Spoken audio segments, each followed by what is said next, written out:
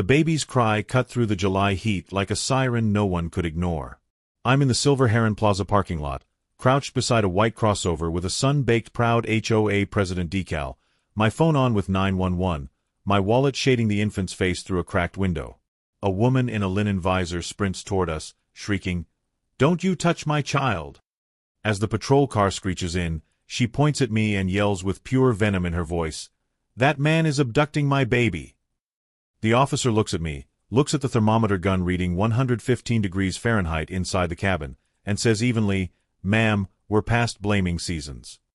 I'm Miles Harrow, quiet, divorced, works from home doing architectural renderings, allergic to meetings that could have been emails. I bought a tidy townhome in Renfield Meadows for the bike path and the way the maple trees lean like old friends. My HOA antagonist is Tiffany Colburn, a woman who wields bylaws like steak knives. She once fined me for unneighborly mulch color and left a laminated note about my wind chimes expressing chaos. The first time I met her, she was measuring the height of my grass with an actual ruler at 6 a.m. on a Saturday. She said with a sugary sweet tone that barely masked her disdain, "Mr. Harrow, we have standards here. Your lawn is 0.25 inches over regulation." I avoid her. I plant basil. Peaceful. Or at least, that's what I thought my life would be when I moved into this supposedly tranquil neighborhood 3 years ago. Tiffany had been HOA president for 7 years, according to my neighbor, and in that time had transformed from a normal suburban mom into what I can only describe as a bylaw dictator with a Pinterest-perfect smile. Tiffany escalated her campaign from notes to surveillance. She took photos of my recycling bins, claiming they were positioned at improper angles. She filed anonymous complaints about my dog's existential barking, though Max only barked when delivery trucks rumbled by. She passed a motion declaring all porch furniture must be visually harmonious in eggshells, which meant my perfectly good navy blue Adirondack chairs suddenly became violations worthy of $50 fines. She introduced a safety ambassador program, which was just her wearing a sash at the pool and telling people their sunscreen wasn't community approved because the bottles clashed with the aesthetic. She especially disliked me after I beat a bogus fine in small claims court by reading the covenants back to her like bedtime stories for tyrants. The judge had actually chuckled when I presented my evidence, a binder thicker than a phone book documenting her harassment. The newsletter began referring to a repeat violator on Kestrel Court. Spoiler alert, that's my street. She'd highlight my supposed infractions in bold red text, accompanied by grainy surveillance photos she'd taken from her bedroom window. My neighbors started avoiding eye contact, not wanting to get caught in the crossfire. One elderly couple actually apologized to me in whispers at the mailbox cluster, saying they thought she'd gone too far but couldn't risk her wrath. Tiffany had turned our pleasant community into her personal kingdom, ruling through intimidation and an encyclopedic knowledge of obscure regulations she'd probably written herself during late-night power trips. Saturday arrived with a heat advisory that had the weather service using words like dangerous and potentially lethal. The temperature had already hit 98 degrees by 10 a.m., and the forecast promised it would climb even higher. I stopped at Silver Heron Plaza to grab ice and cat litter, the air conditioning in the store a blessed relief from the oppressive humidity outside. The parking lot asphalt was practically melting, creating those wavy heat mirages you usually only see in desert movies. Passing a row of cars on my way back, I heard the tiny cry. It was weak, desperate, the kind of sound that makes your parental instincts kick in even if you don't have kids. The white crossover sat there with its engine off, windows barely cracked maybe half an inch, sun burning through the glass like a magnifying glass on an ant. Baby in a rear-facing seat, couldn't have been more than 8 months old, flushed cheeks, damp hair matted to their tiny head. No adult in sight. I flagged store security immediately, a young guy named Derek according to his badge who sprinted over and immediately radioed for backup. I called 911, staying by the car, using my body to create whatever shade I could, talking to the baby through the glass in what I hoped was a soothing voice. A minute later, Tiffany arrives, carrying a boutique coffee and a bag from a salon, her fresh manicure glinting in the harsh sunlight. She spots me and detonates with the force of 1,000 suns. "You!" she screams with such fury that other shoppers stop to stare. "You've stalked me for months. Officer, arrest him immediately. He smashed my window." No one had smashed anything yet, though the officer was preparing to. When the officer asks in a stern professional tone how long she'd been inside, Tiffany says with practiced innocence. 2 minutes, maybe 3 at most. The security guard wordlessly hands over footage showing 21 minutes of timestamp. The officer's jaw tightens as he watches the video on the guard's tablet, seeing Tiffany leisurely stroll into the plaza, stop to chat with someone, browse a boutique, and finally enter the salon.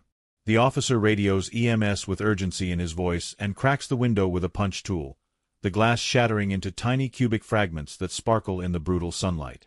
He passes the baby out to a paramedic who's calm in the way angels probably are, her movements swift but gentle. The infant takes water on a sponge, wails with newfound strength that actually makes everyone sigh with relief, then settles, alive, thank God.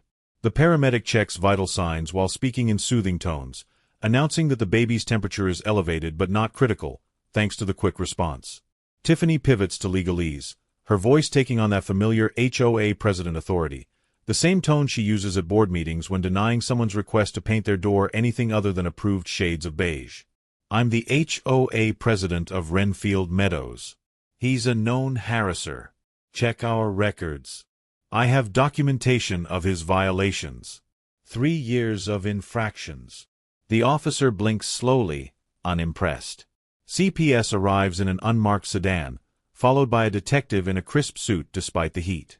I give my statement calmly and thoroughly, show my call logs, hand over the temperature reading I'd taken with my phone showing 115 degrees inside the vehicle, and my time-stamped photos showing the baby's distress.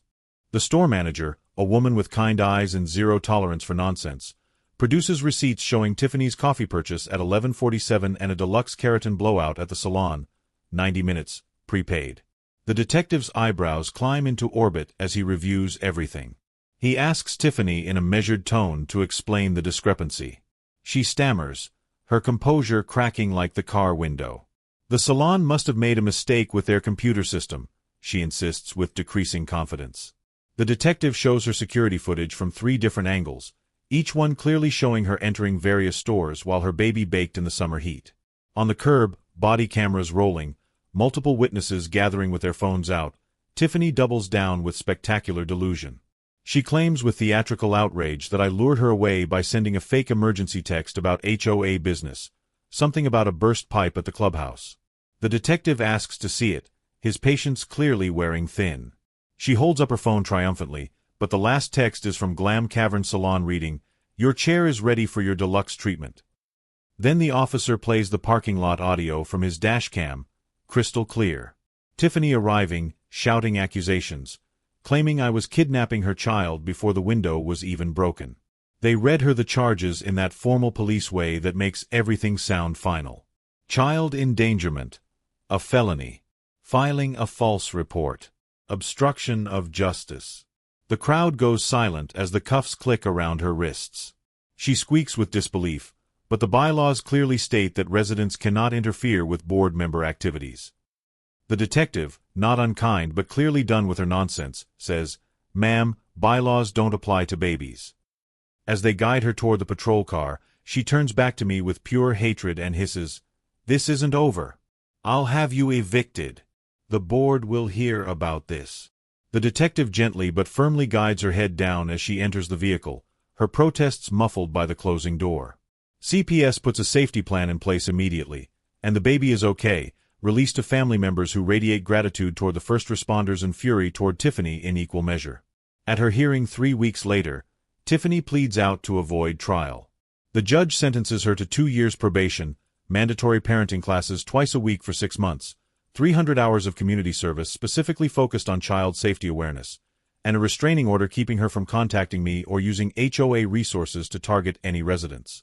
She's also ordered to pay $8,000 in fines. When the judge reads the amount, her face goes white as printer paper, and she actually sways on her feet, gripping her lawyer's arm. $8,000!